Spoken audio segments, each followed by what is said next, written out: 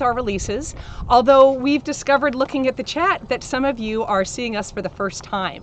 So I wanted to give you a quick overview about the Orange County Bird of Prey Center. OCBPC is a volunteer group dedicated to rehabilitating and releasing injured and orphaned raptors, that would be one of them, and also educating the public about these really great animals. Raptors are owls, hawks, eagles, falcons, and vultures, and they play a critical role in our environment.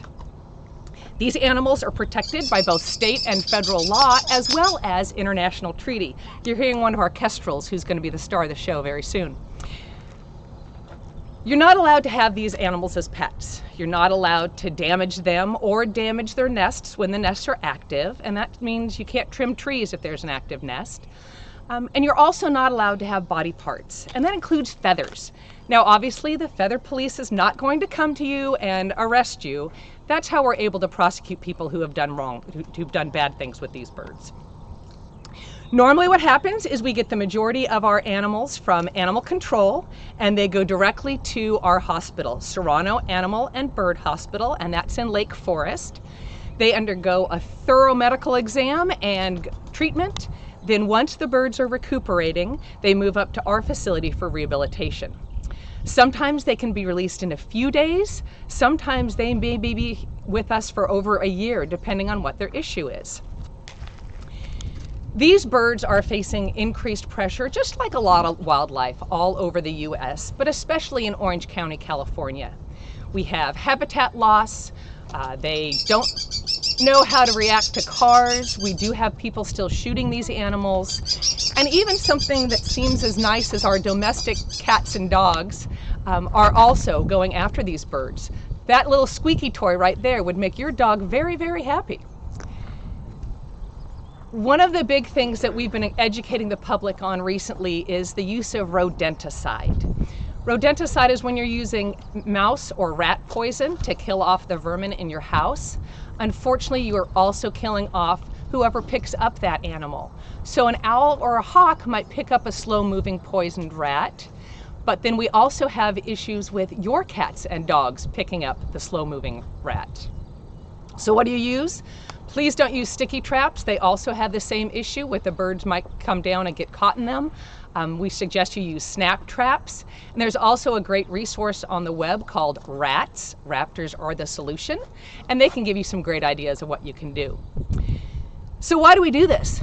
Well, besides these being incredibly awesome to look at, these birds do maintain the balance of rodents in our area. For example, one adult barn owl will kill up to 700 mice a year.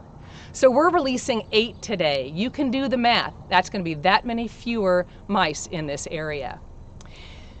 So for us, this is the first time we've ever done a live stream release. And the biggest downside is we are missing all of our donors. Normally we'd have 50 to 60 people here that have donated either veterinarian services, money, or goods, or my favorite, our countless volunteers that have donated labor, sweat, tears, and, okay, let's be honest, occasionally a little bit of blood. So it's very weird to be out here and have it be so quiet and not be as exciting as it normally is. Although you can't see, we've got 22 birds to release. The other issue with doing a live stream feed is we're not going to be able to pan and show you the birds as they're flying. We're in a fairly remote area, and if we tried to do that, it would be all pixelated and you still wouldn't be able to see them. So instead, what we're going to do is focus on the donor experience. If you sponsor one of these raptors, you're the person that gets to let them go back into the wild. You're the last person to touch these birds before they are free. So we're going to be zooming in on the folks that are going to be doing the releases for us today. The upside of live stream is we are reaching people all over the world, not just friends and family across the country, but also I hear somebody from London and someone from Australia. So we're very excited about that. So welcome from wherever you are watching us. You'll notice we do have a comment section. We're going to ask you to please ask any questions there. We have a couple of folks that are going to be watching it, and they will ask our veterinarians those questions at the end of each species. The interesting thing is YouTube puts us on a 15-second delay, which is probably a good thing for us, but it'll be a little odd with the way the questions are going to work. We're going to do our best. We're learning this technology. So before we get started releasing, I want to introduce a few people, and they'll come in and out as you see. The first one, though, I'm going to make him stand up and come say hi. This is Dr. Scott Weldy. He is the chairman of our board. He's the founder of our center in its current form, and he's our overall ringmaster. We also have Christy Kraus, who's our treasurer. She'll be here in a moment. She's our chief sanity keeper. And these two are not just board members, but they also provide the medical care for the raptors along with the rest of the staff at Serrano Animal and Bird Hospital in Lake Forest. I also want to thank BB, Grant, and JR for being our technical whizzes, because we are not. So they're the ones that are making this possible. And then Joanne and Harmony are two of our senior volunteers, and they're going to be the ones that are going to be handling the questions for us. I wish you could see what I'm seeing, which is all sorts of physical distancing, so that we can be safe while we do this release with you. You can't see it because if I spin the camera around, it'll get pixelated, so there you go. We will be releasing one species at a time. We have 7 to release today. I will be listing, as kind of a thank you, I'm going to list the names of the donors who would have been here if we weren't going through these interesting times. This is not in replacement of you doing a release, hopefully in July 18th. And I want to thank each of you, because without you, we wouldn't be able to function. So the first birds that we are going to be releasing are Kestrels and a turkey vulture. I'm going to name, let's see, our Kestrel donors are Ralph, Celesta, Lynn, and Jim D. And then the vulture, we're going to do a combo on this one because vultures are pretty big. Susan B. and Susan S. So Scott, you ready to do this? What was it? 3 Kestrels. We have 3 Kestrels. Yeah. Come on up. So hi, I'm Dr. Scott Weldy, and this is a male Kestrel, and they're a type of falcon. And falcons have the long pointy wings, sharp. Males on this species are different than females. The males have this gunmetal blue, gray on their shoulders, and the females are all brown, so they're easy to tell the sexes. Most birds you cannot tell the sex on. I don't have any females to release today, unfortunately, so I can't show you a female, but they would look, in the place of gray, it'd be all brown. So anyways, these guys are really, really cool, and we can do stuff. So if you look at their face, they have a mallard stripe. That's this little black stripe below them. I call them speed stripes, like cheetahs have them. And that helps with light reflection so they can see things. They're also, if you look on the side of their beak, he's got a little notch on his beak. It's real prominent. And that notch is used to break the neck of the animals, the birds that they kill. These are mainly bird eaters. Then if you look in his nostril, I don't know how well you guys can see it. You can go in faster. Go as close as you want. I don't know how close I can get. But there you go. I don't know, is it in the picture, I hope? So, okay, but anyways, there's a little like pyramid in there, like a little booger in his nose. Okay, that helps keep the wind from jamming into his nose when he's flying. So that's why peregrines can dive at 235 miles an hour. So as they're diving down, the wind doesn't go up their nose and cause problems. And you notice they had hey, watch it. You notice that he's got a brow on him. Turn around this way. They bite hard. You can see the brow over his eyebrows. Okay, that little ridge over there also helps deflect wind off their face so that when they're diving, they can have their eyes open. And you guys all know that if you ever put your head out the window when you're driving 60 miles an hour, hopefully with your seatbelt on. But the wind hitting your face like that, it's hard to open your eyes and look without glasses on. And it's also hard to breathe because the wind's being jammed into your face. And these are all adaptations these guys have in order to make them efficient hunters. And then of course, like I was talking about the wings, these wings are made for speed And that's the whole point. They're real sharp wings because they're made just strictly to go fast. And then they have their business area, which is the talon part of it. These are their feet they come into. So we're going to release this one first, and then we're going to grab a couple more and do them. And Scott, do you know what the injuries were on these birds?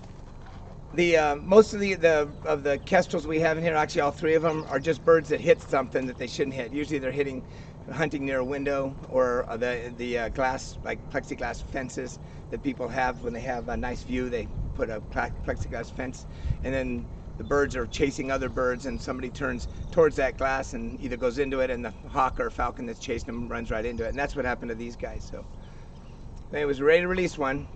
Here we go. Woo! That's one. Yay! Grab a couple more.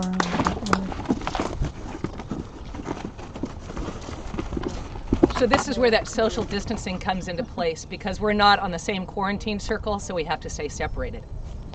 Yeah, I gotta walk up right next to you. It's okay. Dr. Cross will be here in a minute. Hang on, baby. So we're gonna do. So here we go. See, two more males, as everybody can see.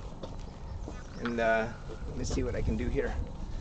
But anyways, so ready to go? We're going 2 for 1. How about that action? All right.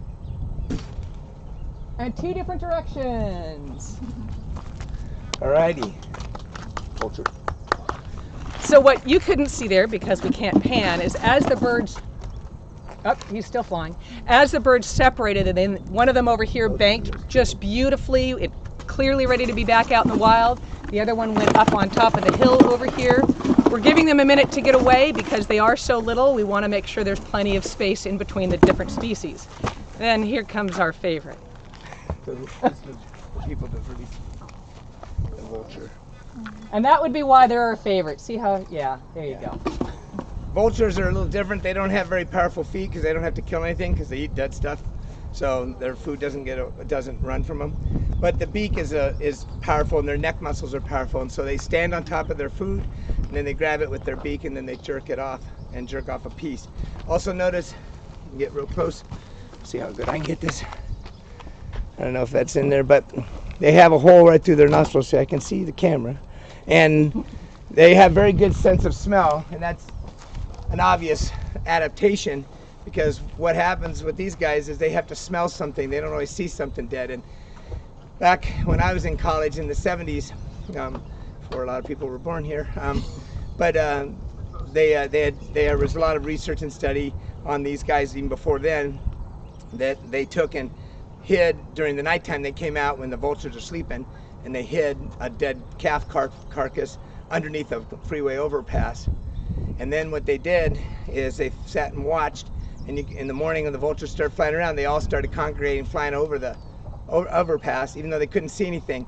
And then they got down, landed on the ground, and walked under the overpass and started eating the carcass. So they actually smelled it, and that was some of the first studies to show that some birds can smell. And since then they've done tons more research on it. But also on these guys, just like a parrot has a nice curved beak. But see, vultures and hawks and stuff, their beak is not hard like a parrot's is. So I can't do this to a parrot. If I did this, he'd bite my finger off. But the tip part is the part that you don't want to get hooked by. And then also one of the things that vultures like to do, you'll see them outside doing this and fanning and standing in the sun. And there's a lot of ideas that they're warming up. That's one thing. They're also getting UVB light on them to kill bacteria and stuff. So there's a lot of reasons that they do that. The other thing they do a lot of is when you go and startle one, if he's on the ground eating, he's got a big full crop, and that's like a gigantic grocery bag on his neck. Well, what happens is, he's got a gizzard type crop, and so what happens is when you come up to him, you scare him, and he's got to take off. And these things take off, if anybody can remember what a B-52 is, but they take off real slow, like a big lumbering 747, and they take a big runway to get off. And when they take off, they're heavy when they're full of food. So what they do is they throw up all the food, and then they take off, because they can always come back later when it's safe and re-eat it. And they do that commonly. And so It also makes them lighter, and it also provides a little distraction, because if a coyote comes up to them and they throw up a big chunk of meat that they just, a whole bunch of meat that they just ate, a lot of times that distracts the predator that's coming after them just long enough for this guy to get off the ground. So I'm gonna have Peggy grab, do this, whichever side, that wing. So I'll just show you guys how wide these guys really are. I hope that's in the frame. Or completely out of it. But anyway, so they are pretty big birds. And when I throw them up, I'm going to try to throw him up, and he's going to go up, and then he's going to come down, because they drop like a rock. A lot of times we like to throw these guys off over cliffs, because they can't fly, and give them some air room. So I'm going to throw them up hard. And you guys are all ready. Let me back up. Okay, ready? Let's have my wind blowing this way. Oh, right, great. He's going to go sit on the hillside. So we'll let him sit there, and we'll go after some more here in just a second. Do we have any questions at this point? Can you, yeah, someone has asked about whether the birds, whether we tag the birds. Do we tag the birds? No, we don't tag the birds. There were some studies where we used to, back when I first started this, where they used to put bands on them. And because you don't really know where a lot of them come from unless they're babies, most of the banded birds, all the banded birds you find nowadays are birds that were banded in the nest, so they know the spot they were banded, they know who banded them, and they know the date that was banded, so they can, and their age. Nowadays they don't, we don't band any of these birds unless it's part of another study, but right now routinely we do not band any birds because we don't know where they came from. They just got hit by a car on the street or hit this person's house, but we have no idea the location, and many times we can estimate ages, but you can't always tell how old they are. Any other questions? Okay. All right, cool. Let me get more birds. What are we doing, red tails? We're gonna do red tails next. So, what you can't see right now, I'm going to take a little bit more time in between because we really want these kestrels to get away. Where we're at right now is our new facility. We are so excited about this. We've been working towards this for years. I'm going to have you use your imagination because, again, we can't spin the camera around, but we are moving here this summer. On our right are our education mews, or our enclosures for our education ambassadors. Our education ambassadors are birds that are non-releasable for a number of different reasons, and we train them to visit schools, churches, civic groups, state and county parks. Honestly, we are really missing our education right now. For the enrichment of the birds, they do so much better when they've been out and about going to the talks, as well as for all of our human educators, they're also missing it. In front of me on the other side of the property is going to be the location for our rehab mews. We signed the deposit today, and basically what it is a greenhouse. It's funny that my folks in the back are looking like, where? Let me see it. It's a very big greenhouse, 120 by 30, that we're not going to have a roof on it. It'll just have bird wire across the top. And we are going to partition that into 9 smaller partitions that are all federally compliant, and we also are going to have 2 keeper rooms, so there'll be plenty of space for both our animals and for our people. We're all very excited about that. Then if you really start picturing, we're talking next phases down the line, we're going to have a visitor center right here. We're going to have an eagle flight cage behind us. And then someday we hope we'll have our own mini hospital over here on the side next to our human building. We want to do this? They've had enough time? Yeah, I have got 2. Great. So we're going to go on to the red-tailed hawks. And the folks that donated these and will hopefully get to release with us in July are Maury, Brendan, Norm. You're going to hear Norm's name a lot. Norm is a huge supporter of ours. Miles, Mary Kay, Lisa Victoria, Shayna, Nancy, and Dolores, also another huge supporter of us over the years. I'll turn it back to Scott. So this is a red-tailed hawk, and when you talk about bands, this bird was part of a study, so it's got a different band. It's got a U.S. Fish and Wildlife band on it, so on it right here. And then it's got a, this is another research, this is a biology band of somebody who's doing research, but it was, this bird right now, we're near where it was picked up, so it'll fly back to where it's from. But this is an adult bird, adult red tail, hence the reason it's called red tail, because of this.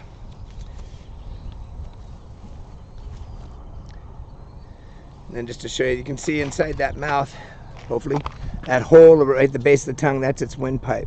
It's a big windpipe for such a little animal. So, and then this bird's not really the big diver type bird. But these guys are big rabbit hunters. Can you show the nictitating membrane since he was doing it so nicely? All right.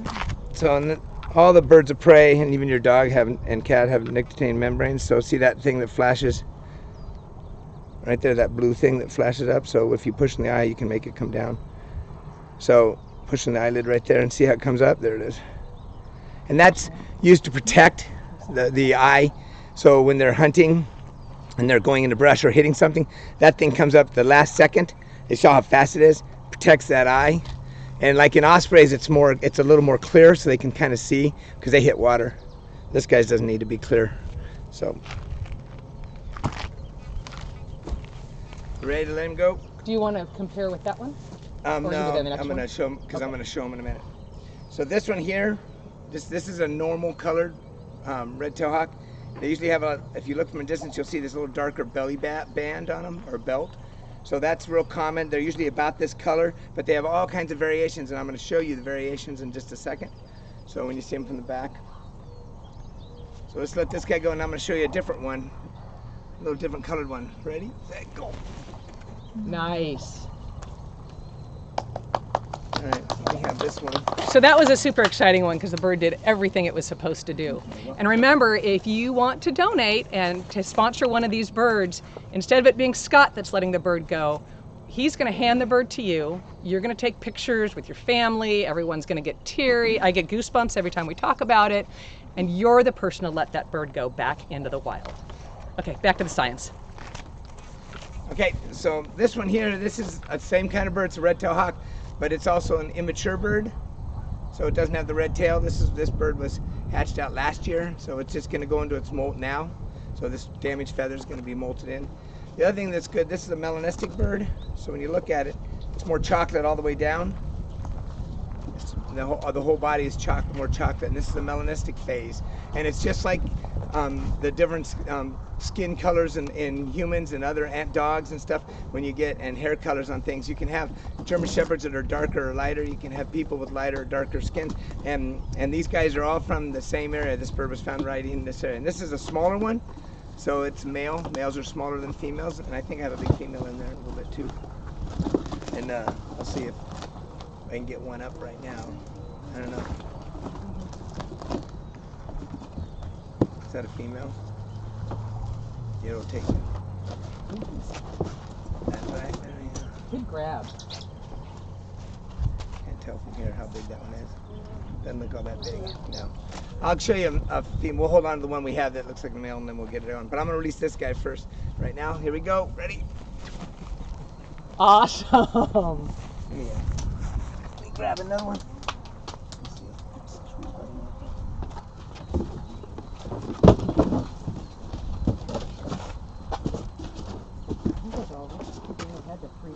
I think that was it. So yeah, we all have male, so I'll just take the last one.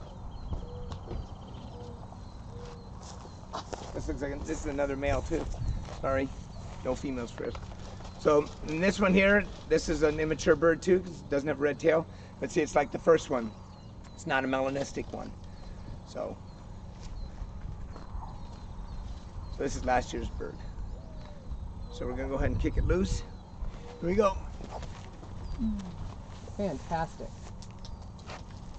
Alrighty. You're on, Peggy. Me again. So people always want to know details about the raptors that they are reporting to animal control. Because we are an all-volunteer organization, it is very time-consuming to track the individual birds. They do it at the hospital, but then once they come to the facility, we do our best to keep track of who is who. But as you can see, some of these birds look very similar, and since we aren't the professionals, we're all volunteers, we aren't always able to do that. So the best way for you to find out, just like I've been asking Scott about what the injuries are in these animals, is to be a sponsor. You can either come to a release, you can make a donation, or you can be a sponsor and find out information that way. And thanking you for your support, we can continue to take care of these animals. The average cost to rehabilitate these birds is $1,000. Currently, everyone at our facility is a volunteer, so any of your donations do go directly to these birds. Do we need a couple more minutes to let those disperse? No, we're good. I got plenty more to say. That's not good. It's up to you. All right, so Scott's going to bring our next species out, which are red-shouldered hawks, and the folks that I'm giving the thanks to for the red-shouldered hawks, John G., Maggie, Dale, and Jasper. Thank you for your support. I was told that I should get closer, so that's what I'm doing. So look right here. This is a male and a female on this side. Male, see the difference in size? And these are both immature birds, these last year's birds. So you can see this one here has a little abrasion on top of his nostril, top of his head right there. And a lot of those occur when they get injured. They also occur sometimes in the cages because the flight mews are long, but the birds tend to not understand that the walls or the wire tops takes them a while to get used to that. And then a lot of birds just don't adapt to captivity. So that's one of the unfortunate things, is that, you know, people want to keep these things as pets, or they get them and they keep them in their cages for you know, a week or two to decide to turn them into us, and they get all beat up because they don't do well in captivity. They're not made to live in a box. They're not made to live anywhere. So other than in the wild like this. So when you get some like Cooper socks especially, they're like children on speed. So they tend to bounce off the walls a lot. And so even keeping them in a flight cage long enough to get them back into shape to repair feathers or repair whatever they have to do, keeping them in that facility is hard on them as well. And so we try to get them in and out as fast as we can. Unfortunately, it takes time to molt in feathers that are damaged. It takes time to heal broken wings and stuff like that. So it's a lot of work. And on these guys here, we're going to release both of them at the same time. There are only 2 red shoulders. These are immature birds. I don't have any mature ones to show you, but the mature birds are more reddish brown, and they're not so much brown as they are black and white almost on their feathers. So, all right, we're gonna release them. Nice. There you go. Ready to jump in? Okay. You ready? So you may have noticed that yes, Scott does have had a little owie on his arm. These birds are ready to go. We don't treat them like pets. We're not cuddly with them. They wouldn't stand for that anyway.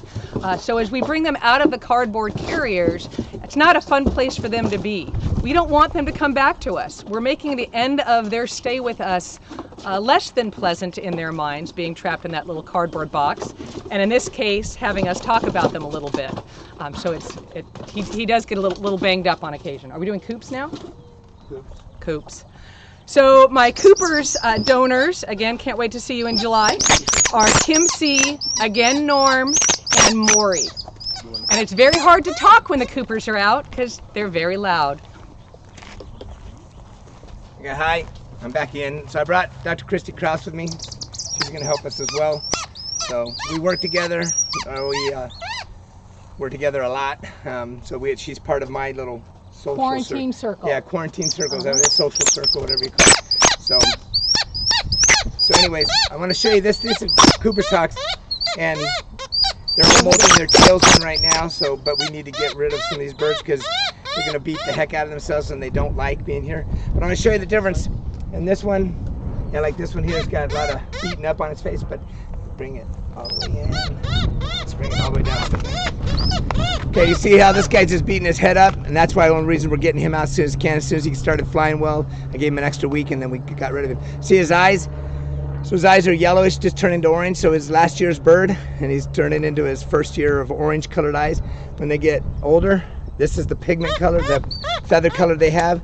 This reddish and the gray, slate metal gray. Whereas this one is brown and the feathers are striped up and down on the chest and they're more brown. Around this way. So this one here, the chest is banded looking, it goes across. This one, the stripes go up and down. And this guy has red eyes. And then when they get a little older, they get even redder eyes. So this one that one's from last year. This one's from the year before. So we're gonna kick these two guys loose. So Dr. Krause and I will just sit right here. All right. Throw them up. 1, 2, 3. Nice. Very nice. And those birds are bird eaters. They eat like other birds. So that's why we gave the Kestrels a long time, even though it's rare that they would take on a Kestrel, because Kestrels can outfly them and outmaneuver them. But we want the Kestrels to be bye-bye before we release the Cooper Sox. So they're the ones that live in your backyard on your, what we call a free McDonald's, when you put those nice bird feeders with a little plateau and all the little pigeons and doves and things and sparrows get on them, and then this bird comes through and goes poof, and takes something off. That's what did it. And so they are, and I've seen Cooper Sox land on top of someone's bird cage and fold his foot up and stick it through the wire and open it up and grab something and pull it up and eat as much of it as he can and then drop it. And we've also seen at UC Davis, where I went to school, we had great horned owls that were doing that over pheasant pens where they raised commercially pheasants, and the owls would fly over at night and flap their wings on top of these pens, and the pheasants would panic and take off, and they'd fly up and hit the top screens of the wiring of the cages, and the owls would grab them and eat as much as they could and then drop the bird dead on the ground. And that was one of the problems they were having, is they kept finding in the middle of the pen these birds that were half eaten, and they couldn't figure out what was wrong. And so they actually put a camera up there with people sleeping in camouflage out there, and they saw it, witnessed it happening. So birds become very, very ingenious and very smart and very adaptive, yes, to us, and they learn really, really fast how to make an easy meal, because their job is eat, fly, and make babies. So I got a question. We have a question from our viewing audience. Dr. Weldy, do doctors and volunteers need any special inoculations before they work with the birds? Not for working the birds, but I mean, you practice. I mean, we do more than what the COVID makes us do. So, you know, we're constantly washing our hands. We're constantly avoiding things. I mean, Dr. Krause and I have been through studies where they've tested us for a lot of different diseases that are transmitted by all kinds of wildlife, because we do a lot of wildlife, and we've always come up negative. So, but no vaccinations and nothing. It's just common sense. Stuff that you work with. But there are diseases that are transmitted from birds to people, and so we try to avoid, you know, situations that put us at risk. Right? Oh, am I bleeding all over the place? Yeah. I bleed all the time. Yeah. Old guys bleed, sorry. All right, let me grab some more birds. I think we're moving to barn owls. Barn owls. So we are at my favorite part of the release, and this is where I get to thank people. Every release, I pick a different group of folks to thank, and I really should have about 35 releases so that I can thank everybody appropriately for what they do. But oh boy, here I go again. I usually get a little emotional. Great. I usually get a little emotional, and now I won't. This is good. This time, I would like to thank the families of our volunteers. I know that a bunch of our volunteers said, "Hey honey, come watch this live stream so that you can understand why I give up my Saturday mornings and I come home all sweaty and dirty, and I've got what we fondly call biologicals all over my rubber boots. I want you to see this." You can thank these guys. So from my heart, I want to thank all of the honeys out there, whether it's spouses and partners, parents and kids, friends and neighbors. Thank you. For the people who say, "Sure, I'm going to help those folks that don't know anything about how to live stream, we'll do that." Thank you. For the folks that say, "Yeah, I'll bring more gravel to your center, and why do you go through so much gravel?" But thank you.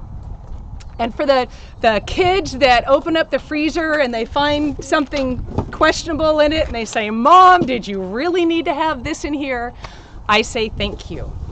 And especially, even though we're supposed to stay objective and not get emotional, I want to thank the people that give us that big hug when we lose that bird that we really thought was going to make it. So from the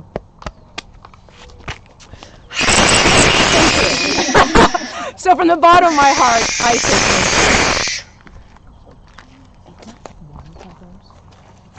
thank you. was going to do them. Let me do this real fast. So the people we're thanking are Suzanne and Wendy, Terrell, Norm again, thank you, Janet, Donna, Betsy, and Mark, and Claudia, and also Lynn. Do you want me to do that one first? You want to do one? I can do that one first. Just go above me. There you go.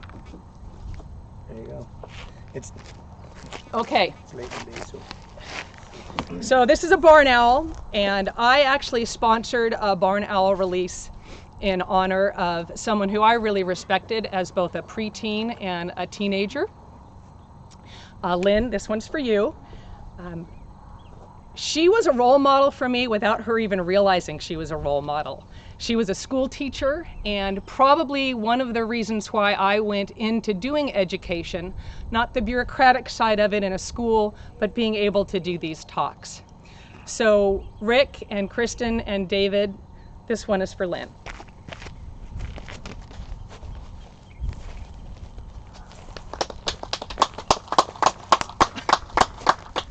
You good? Mm-hmm. All right, so barn owls are my favorite ones to demo on. So Christy has one. So this one here, he says a nice white chest. This one has a nice cream chest, and usually the cream chest ones are females and the white chest ones are males. So that's one thing. I'm gonna have. Let's see. Why don't we? Probably let's just do this guy real quick. So I'm gonna show you. Owls are real unique because, as you saw in the falcon earlier, the kestrel, the wings are cut sharp and they're smooth and pointy, and the feathers, there's no roughness on it. But if you look at this right here, you can see that there's like a comb edge on that. And if you look at the bottom feathers on this whole wing, you can see that there's kind of a comb edge. It's not sharp. Is that showing up real well? Is that showing up? Okay. So you'll see that, and that breaks up the turbulence in their flying, so that when they're flying, the wind that comes off of their wings, the turbulence are broken up, so they're quiet. They're silent flyers. And there's actually a research project that was a PhD this year that was done on what makes these guys fly, and so there's a lot of work on stealth. And obviously, you know, the engineers that fly airplanes and make things that fly quietly use a lot of the natural stuff, the information from these natural predators that fly by stealth. But what I want to show you is that these are broad wings, not as pointy as the other one. And so you can see how these wings look. And that's because they pump and they glide. And then they listen with their, they listen with their ears, because these guys have little black eyes. See, they don't have very big yellow eyes, so they're not the big ones on seeing. Okay, but they listen, and they listen really well. And owls have asymmetrical ears. One ear is higher than the other, and one ear is farther forward than the other. So the ears are not symmetrical. Like if I cut your head in half, I wouldn't do that, but if I did, you would look like mirror images. When you cut an owl's head in half, it's not. One ear is higher, and one ear is farther forward. So that allows them to have everything's offset so that they can use triangulation and these little geometric formulas that you all forgot about. And except for probably Norman didn't. That's how Norman is. But you'll see that these guys can fly in pitch black darkness, and they've done studies where they've put them in large auditoriums with no light, no measurable light in there, and then put a single mouse on the floor, and the barn owls can fly down and get that mouse without even being able to physically see it. Now, one of the problems is, see, this guy's got a facial disc on him, so he's trying to eat me. So that facial disc, that circle around them, that's like cupping your hands around your ears. So what that does is it focuses the sound into those ears. And so if I can do this, let's do this first. Let's I'm gonna have Dr. Krause release this one, and I'm gonna show you some tricks with these guys. So go ahead, Christy, you're on. You can talk, say what that's the man you're gonna release. And these birds are just, they just hit things, get trapped in things. You can say that. No. Okay. All right, it's released. All right. You ready, dude? Nice. Really nice. That's a good one. Hopefully it's in the camera. Probably not. All right. And so Dr. Krause is going to grab this guy for me. A girl, I should say. You do. I'll hold that part. You grab the feet. You got the feet? Yeah, I got feet. I got the head then. Okay, got feet. All right, so on the head, I want to show you guys. So this right here is the bottom of the body where my finger is. This is right here. So I'm touching here down to the crotch area. So that's how big they are. They're not very big. They're all wing and they're all leg. These legs are long legs. It's for killing things. And then they got this long neck with this head. Now, this looks terrible, but it's not. Okay, when you do this, that's because my arm does this. That's natural. These guys, their heads turn like this. Okay, that's natural.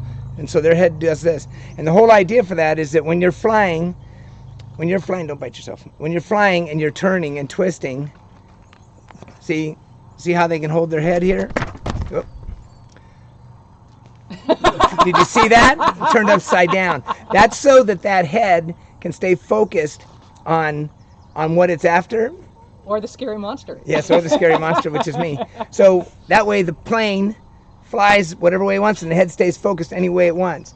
And the heads, they have a windpipe that's like a slinky and coated, so it twists and turns, just like if you ever had a clothes dryer that had a vent on it. That it's like a giant slinky tube, and you can twist and bend it and never kinks. Our windpipe kinks. Okay, theirs does not. So they can turn their head any way they want, and so they can breathe and keep their eyes on target no matter what their wings are doing. And so, what are you doing, buddy? Now, also on here, come here, let go. So, I'll show you. Right in here, there's this little ear. I don't know if you guys can see his little ear right there. Lift it up a little bit. Yeah, right there. Okay, and you can see that little ear. That's his little ear. So when you look and see, it's right where this comes together. And that's what focuses into his ears. And when you put your fingers in his ears, they love me when I do this. No wonder he's trying. Anybody else cringing? I'm cringing. Yeah. There's one. Only when he puts your fingers in your ear. Yeah. So, if you see, this finger's higher up than this one. And I don't know if you guys can really see that or not, but just shows you they're asymmetrical, and this one's farther, the left one is farther forward than the other one. So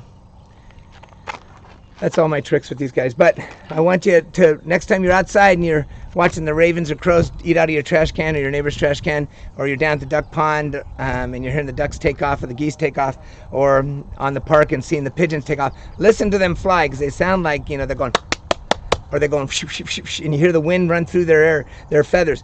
But the way you hear these guys is you're outside at night and you hear this scream that you just heard a little bit ago, because I can't scream, and you'll look up and you'll see something white fly over you, and that's these guys. You didn't hear him fly over you, you heard him scream as he went over you. So next time you hear one of those screams like we had in these guys, that's a barn owl that's going over you. And you didn't hear him fly, that's because he's a stealth bomber.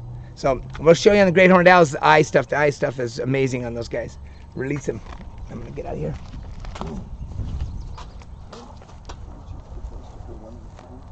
Chris, why don't you take these guys one at a time and get rid of them? I'm going to go right now.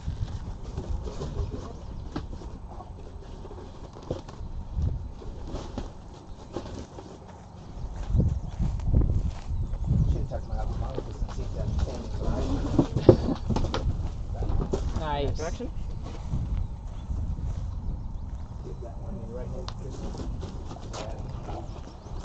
So that one is still actually flying. It took off out of the camera and then banked in towards. Apparently, whenever I talk, they want to talk also. Here you go. Noise you hear.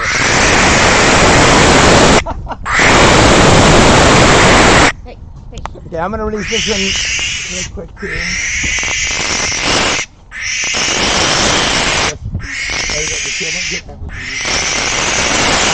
Okay, here it goes.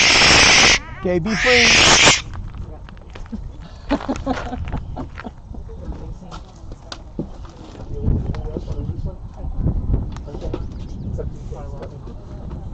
Are we done with that? We got one more barn out here, but does anybody want to release one on camera? You want to do that? Or? Go ahead. You guys can do my one. Do it, honey. Put your mask on. Probably done.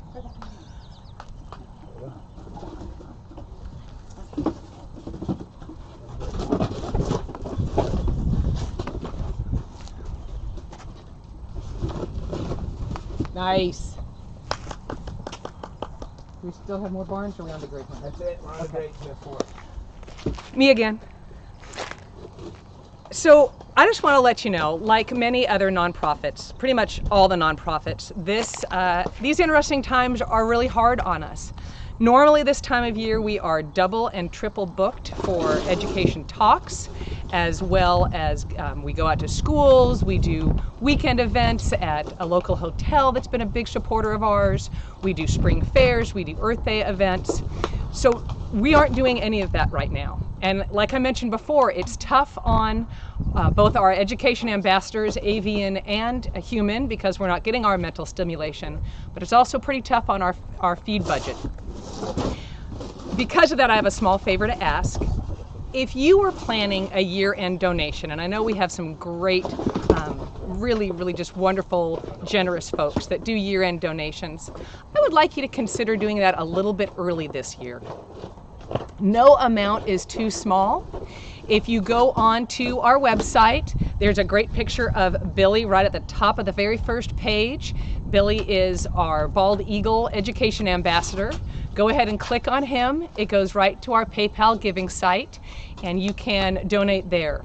The reason we use PayPal is they don't charge either the donor or the recipients any fees. They handle all of that themselves.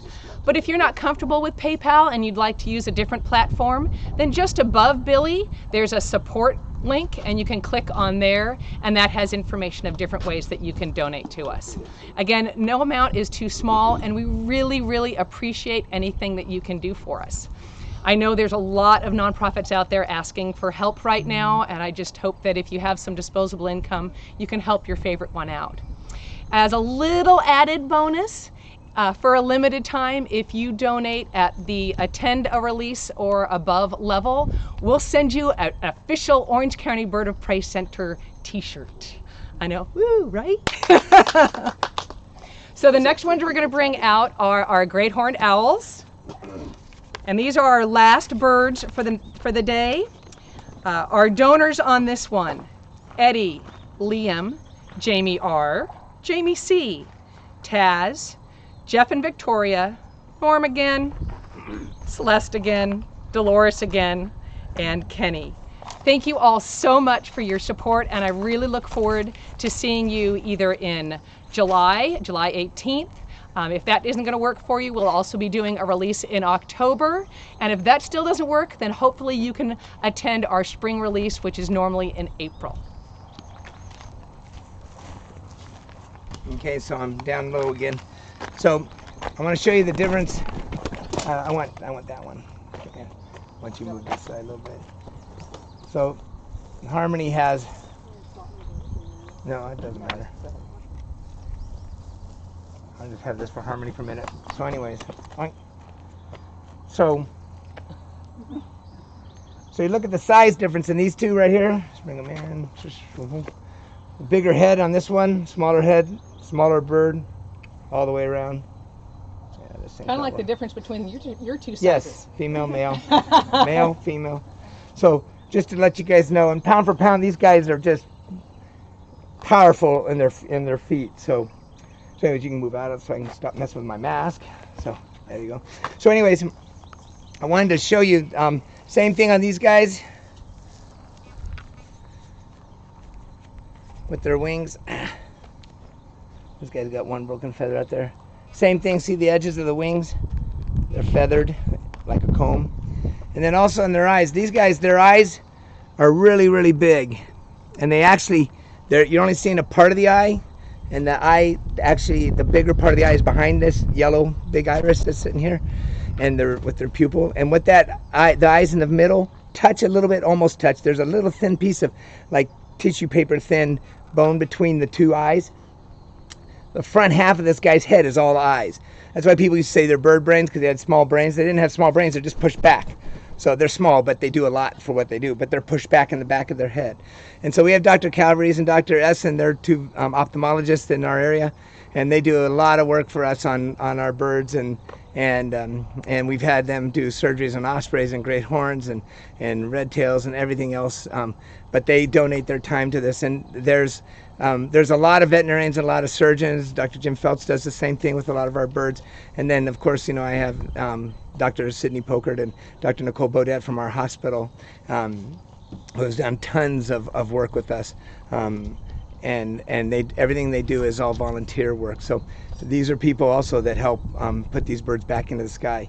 But I want to show you the feet on these guys. You can see they're feathered all the way down. This is not fur because they're birds. And I would like to let them grab something, but not me, and see if I can get them to open up these feet. But these feet are massively big. See how that gripping on, and I can feel the pressure on that. But seeing like he's really pushing down hard on me, but I'm not gonna cry. But they can't go through this leather because it's triple layer. But eventually this, I mean, you can feel the pressure on this. It's like a vice coming down on you. And these guys are just masters at killing stuff. So, all right, so we're ready to release this guy. So we'll back up. Oh, got one more thing. The ears on these guys, those are just feather tufts. These are just feather tufts, not really ears because their ears are down here. You already know that. So they're just feather tufts, and that's display type stuff. Anything else? Any other questions we had on them? We actually do have a question, Dr. Welby, about releasing owls this time of day. It's the end of the day, and that's why we do it. We can't always time everything perfectly, but we're within an hour or two of sunset. It's 5 o'clock, so we're an hour or two away. And they'll fly over the tree and hang for a little while. Releasing them at night's nice. Yeah, they see better than we do in the nighttime, but they still need to navigate a little bit and find a good place that's safe for them tonight. And we have a whole forest right next to us, so that's why we release them. Plus, it gives us the opportunity to do this. And when you walk into our owl cages, they're not sleeping in the corner because it's daytime. As soon as you make a noise, they're awake. So, all right, here we go. So it's got to be kind of fun to be doing all these releases after years of handing them off to somebody else, right? Yeah. Kinda? No, I enjoy releasing them. I like releasing the turkey vulture. They're big and bad. So these things are really, I mean, everything's great. It's nice to get rid of them, let them go back to where they belong. So, all right, we're gonna go, buddy. Whoop. Nice. So Dr. Krause has one. She's gonna pop loose. You're pretty brave standing under it. Yeah, I know. I know what happens when you stand under owls. And where do you think they're going? Give yourself a second. I'm gonna simmer down. Jerry, you want to release them?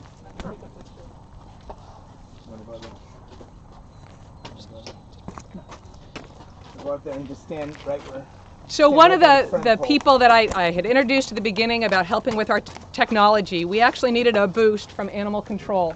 So JR here is going to go ahead and release a bird because he's been so nice and patient and by the way, providing our jetpack, I think is what we call it. Nice. Really nice. One more?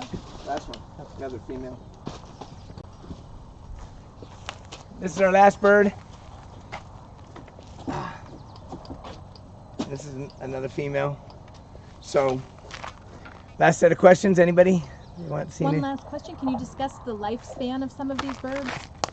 In the wild, they obviously don't live as long as they do in captivity, but I know we had a wild red-shouldered hawk that was 29, and that's because they had banded it and trapped it multiple times. And read the band out and realized it was banded 29 years earlier. We've had 20-year-old and 30-year-old golden eagles, I believe, in the wild. We've had, in captivity, we've had some of these birds, some of the bigger birds going to 35 years and around that area. Kestrels, obviously, and smaller birds don't live quite as long. But I've had a friend of mine that had a red-tail Harris hawk hybrid that lived into its late 20s.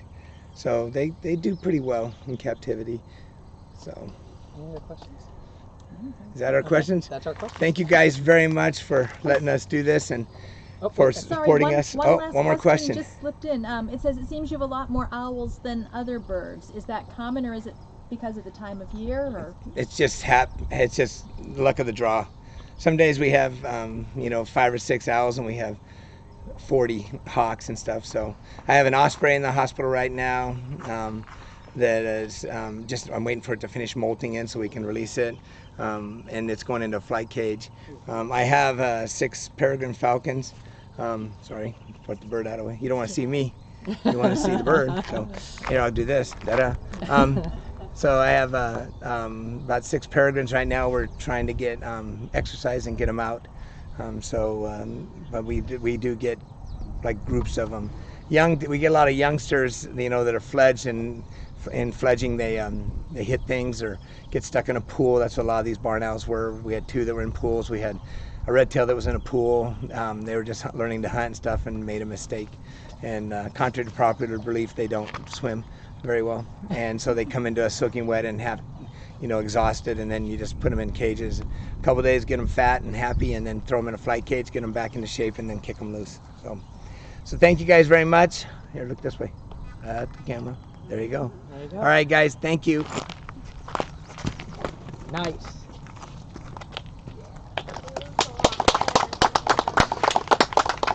So thank you all for visiting with us on this new and interesting platform for us. We really hope that you consider being part of these releases in the future. Like I said, we have them April, July, and October. When we're all together, there's so much excitement and fun. It was a little odd for us to have that energy still going on, even though we didn't have the whole crowd that was learning as we were doing the releases. So thank you for being a part of it, and we hope to see you at one of our next releases, and thank you very much for joining us today. Make it go away.